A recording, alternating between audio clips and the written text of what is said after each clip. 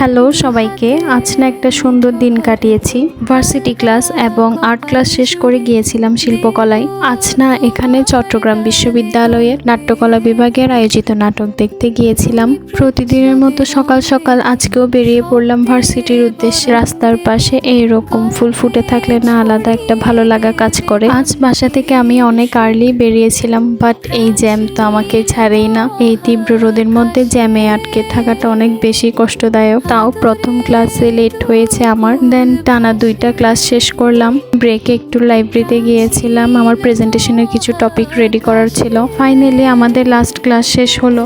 যদিও ভার্সিটি আসার সময় ভাবি অনেক লং টাইম কাটাতে হবে আমার, কিন্তু কখন যে সময়টা কেটে যায় বোঝাই যায় না। আজ বোধহয় ভার্সিটিতে আমরাই লাস্ট ক্লাস করেছিলাম।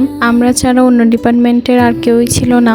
জানো, আমাদের আর্ট ক্লাস কেনা সব সময় আনন্দদায়ক করে তুলে এই ছোট পাখি দুইটি। দেন আর্ট ক্লাস শেষ করার পর আমরা একটু শিল্পকলায় গিয়েছিলাম। এখানে চট্টগ্রাম বিশ্ববিদ্যালয়ের নাট্যকলা বিভাগের আয়োজিত দ্য সুইসাইড নাটকটি দেখতে এসেছিলাম। মূলত শিল্পকলায় এসে মাত্র আমার ভার্সিটির হিস্ট্রি অফ আর্ট ক্লাসের যুবরাজ স্যারের সাথে দেখা হয়েছিল। দেন একটু পর এখানে অনুষ্ঠান শুরু হয়।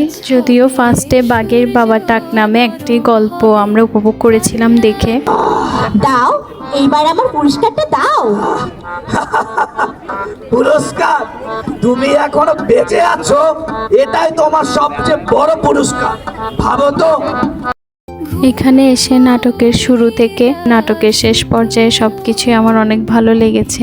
যদিও বাইরে বাঘের বাবা টাক গল্পটি ফ্রিতে দেখতে দেওয়া হয়েছিল, কিন্তু দ্য সুইসাইড নাটকটি দেখার জন্য এক্সট্রা টিকিট কাটতে হয়েছিল আমাদের। সুন্দর একটি বিষয় হলো সবাই নাটক দেখার আগে সবাইকে বেলিফুল এবং কাঠগোলাপ দেওয়া হচ্ছিল। এখানে না তাদের নাটক এবং তাদের অ্যাক্টিংগুলো অসাধারণ হয়েছে। যদিও আমি নাটকের কিছু কিছু পর্ব ক্যামেরাবন্দি করলেও সামনাসামনি নাটক দেখে উপভোগ করার মজাটাই আলাদা। আমার জীবনের শেষ না। তাহলে এই সুবিধাবাদীগুলোর অর্থ দিয়ে একটা বিদায় পার্টি হয়ে যাক। মদের আসর বসবে, জিপসি গান হবে, তাহলে উপভোগ করা যাক।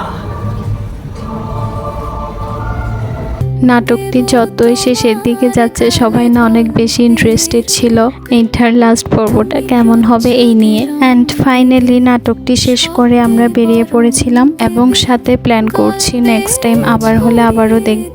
আজকের ব্লগ এখানেই শেষ করলাম। সবাই ভালো থাকবেন, সুস্থ থাকবেন, টাটা।